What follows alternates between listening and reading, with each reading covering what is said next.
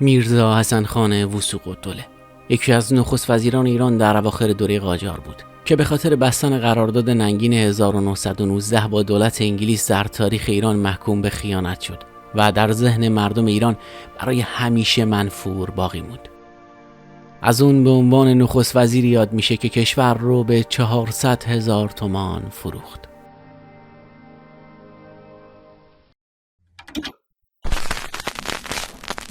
قبل از شروع از پایین همین ویدیو عضو کانال ما بشید و با زدن دکمه زنگوله کنارش قبل از همه از ویدیوهای جدیدمون مطلع بشید. میرزا حسن خان وثوق، ملقب به وثوق‌الدوله، فروردین سال 1254 خورشیدی در تهران و در خانواده اشرافی و قاجاری به دنیا آمد. پدرش میرزا ابراهیم معتمدالسلطنه و پدر بزرگش محمد قوام‌الدوله آشتیانی از شاعران بزرگ ایران بود. اون در مدرسه مروی فلسفه و فقه رو یاد گرفت و بعد هم مشغول یاد گرفتن زبان فرانسه شد. معلومات و استعدادش تو جوانی توجه ناصرالدین شاه رو به خودش جلب کرد و مصطفی آذربایجان شد و لقب وثوق‌الدوله رو هم از ناصرالدین شاه گرفت. مصطفی کسی بود که تو اون زمان نقش حسابدار کل رو داشت و مصطفی استانها پرداخت حقوق و مستمری‌ها و رسیدگی به امور مالی و مالیاتی اون استان رو انجام میدادن. اینطوری بود که وثوق‌الدوله مصطفی شد و با پدرش که اونم همین عنوان رو داشت مشغول همکاری شد. وثوق‌الدوله در جریان انقلاب مشروطه به مشروطه خان نزدیک شد و به کمک برادرش که منشی خصوصی شاه بود اطلاعات زیادی از روند پیشرفت نهضت به دست می آورد. اون در اولین دوره مجلس شورای ملی از طرف صنف تاجران به مجلس راه پیدا کرد و تو همین دوره به نیابت یا قائم مقامی مجلس رسید. اون تو دومین دوره مجلس باز هم به نمایندگی مردم تهران انتخاب شد. در کل وثوق‌الدوله تا اوایل دوره پهلوی 16 بار وزیر وزارتخونه‌های مالیه، خارجه، عدلیه، داخله و معارف و 2 بار هم نخست وزیر ایران شد. اولین دوره نخست وزیریش از مرداد ماه سال 1295 و به مدت 10 ماه بود که توی این دوره کوتاه به دستور اون انتخابات دوره 4 مجلس شورای ملی برگزار شد. ولی کشور درگیر مشکلات زیادی بود که وثوق‌الدوله نتونست اونا رو سر و سامون بده و به همین خاطر استعفا داد. دومین دوره نخست وزیریش نسبت به دوره اول کمی طولانی تر بود و تقریباً 2 سالی طول کشید. تو اون دوره وثوق‌الدوله همه اعضای کمیته مجازات رو دستگیری و زندانی کرد و با تشکیل دادگاه این تشکیلات رو منحل کرد. راههای کشور رو که پر از راهزن و غارتگر شده بود پاکسازی کرد و امنیت رو تو بیشتر مناطق برقرار کرد و توی این دوره بود که نخست وزیر به سفارت انگلیس نزدیکتر از قبل شد و به شدت از طرف انگلیس حمایت میشد که البته این نزدیکی و حمایت عاقبت خوبی نداشت و باعث انعقاد قرارداد 1919 و بزرگترین خیانت به ایران شد. گفته میشد که وثوق‌الدوله دست نشونده دولت انگلیس بود و از همون اول که نخست وزیر احمدشاه شد برای اینکه بتونه دولت باثباتی داشته باشه از انگلیسی‌ها کمک مالی گرفت و مهمترین اقدام وثوق‌الدوله توی این دوره حساس بستن قرارداد ننگین 1919 بود.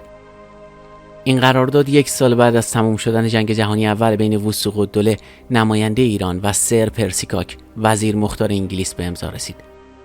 این قرارداد 6 ماده‌ای عملاً ایران رو مستعمره انگلیس می‌کرد. 2 رکن بزرگ کشور یعنی ارتش و دارایی تحت نظر انگلیسی‌ها قرار می‌گرفت و امتیاز راهن و راه‌های شوسه ایران هم به انگلیسی‌ها داده می‌شد. در مقابل دولت انگلیس متحد می‌شد وامی به دولت ایران بده و خسارت‌هایی رو که تو جنگ جهانی اول به ایران وارد کرده بود رو جبران کنه و تو تعرفه‌های گمرکی هم تجدید نظر کنه. معتصم السلطنه دولتمرد ایرانی اواخر دوره قاجار و دوره پهلوی تو کتاب خاطرات سیاسی فرخ نوشته برای بستن قرارداد 1919 انگلیسی‌ها 400,000 تومان رشوه دادن. 200,000 تومان به وثوق‌الدوله نخست وزیر، 100,000 تومان به نصرت‌الدوله فیروز وزیر دادگستری وقت و 100,000 تومان به صارم‌الدوله وزیر دارایی. البته که وثوق‌الدوله و وزیرانش برای امضای قرارداد علاوه بر دریافت مبلغ هنگفتی پول 2 امتیاز دیگه هم از دولت انگلیس خواستن. اونا از دولت انگلیس تضمین نامه کسبی گرفتن که اگه در نتیجه بسته شدن قرارداد شورشی تو ایران بلند شد و حکومت وثوق‌الدوله سقوط کرد، دولت انگلیس هر 3 نفرشون رو به عنوان پناهنده سیاسی قبول کنه و امتیاز دوم همین بود که دولت انگلیس به هر کدوم از پناهندگان سیاسی در طول مدت تبعید حقوقی به اندازه درآمد شخصی اونا تو ایران پرداخت کنه تا بتونن بقیه عمرشون رو در رفاه و آسایش بگذرونن. بنابر قانون اساسی برای اجرای این قرارداد تایید مجلس شورای ملی لازم بود و این تو شرایطی بود که مجلس بیشتر از 4 سال بود که به خاطر شرایط جنگی تعطیل بود. وثوق‌الدوله منتظر بازگشایی مجلس نموند و عملاً اجرای بعضی از بندهای قرارداد رو شروع کرد. کسانی مثل مشیرالدوله پیرنیا، حاج امام جمعه خویی، محمد علی فروغی، سید حسن مدرس و مصطفی الممالک و خیلیای دیگه نهضت ضد قرارداد رو به راه انداختن و در مقابل وثوق‌الدوله هر کسی که بهش اعتراض میکرد رو به زندان مینداخت یا تبعید میکرد. در نهایت این قرارداد که با مخالفت عوامل داخلی و مخالفت کشورهای خارجی مثل روسیه، فرانسه و آمریکا روبرو شد، با سقوط دولت وثوق‌الدوله به اجرا در نیامد و دولت و مجلسی که بعداً تشکیل شد رسماً با صدور بیانیه و قطعنامه‌ای قرارداد 1919 رو لغو کرد. ولی امضای قرارداد 1919 از وثوق‌الدوله شخصیتی خیانتکار در افکار عموم می‌ساخت و آینده سیاسیش رو توی اون مقطع نابود کرد. اون به ناچار استعفا داد و به اروپا رفت، ولی دوریش از ایران مدت زیادی طول نکشید. با انقراض سلسله قاجار و شروع سلطنت رضاشاه، وثوق‌الدوله تو سال 1305 خورشیدی به ایران برگشت و فعالیت سیاسیش رو از سر گرفت. وثوق‌الدوله که حالا حسن وثوق شده بود، در کابینه مصطفی الممالک به عنوان وزیر عدلیه انتخاب شد که البته اعتراض و سر و صدای زیادی به پا کرد. دکتر مصدق در مجلس نطق مفصلی علیه وثوق کرد و خواهان محاکمه اون شد و اونو مستحق زندان و محرومیت از حقوق مدنی دونست، نه اینکه وزیر و وکیل بشه. مصدق گفت که وثوق ضربه مهمی به اخلاق مملکت زده و وثوق در پاسخ مصدق رو فردی عوام فریب دونست که تو سیاست مبتدی و باید پیش اون شاگردی کنه.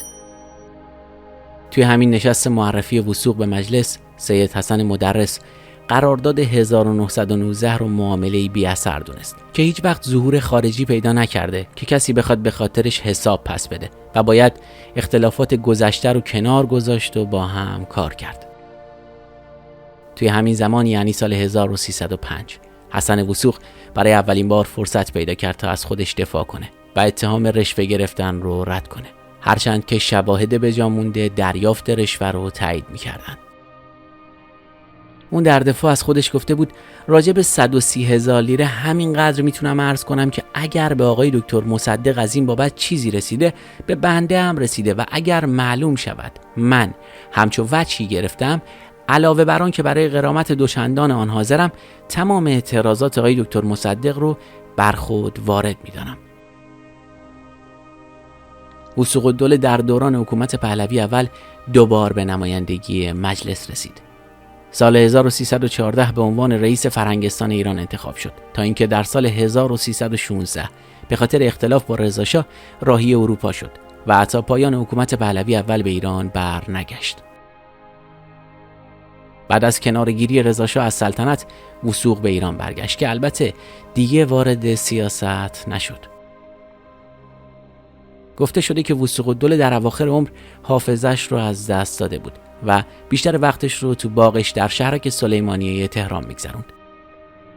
و در نهایت در 5 بهمن ماه 1329 در تهران از دنیا رفت و در آرامگاه خانوادگیش توی شهر قم به خاک سپرده شد.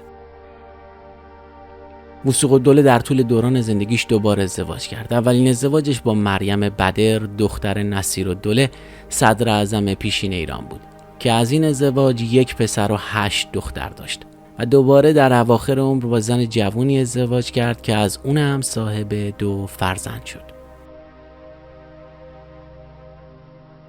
مرسی از این که تا این لحظه همراه ما بودید. لطفاً نظراتتون رو پایین همین صفحه با ما به اشتراک بگذارید. راستی اگر هنوز عضو کانال ما نشدید خوشحال میشیم با عضویتتون از ما و فعالیت هامون حمایت کنید.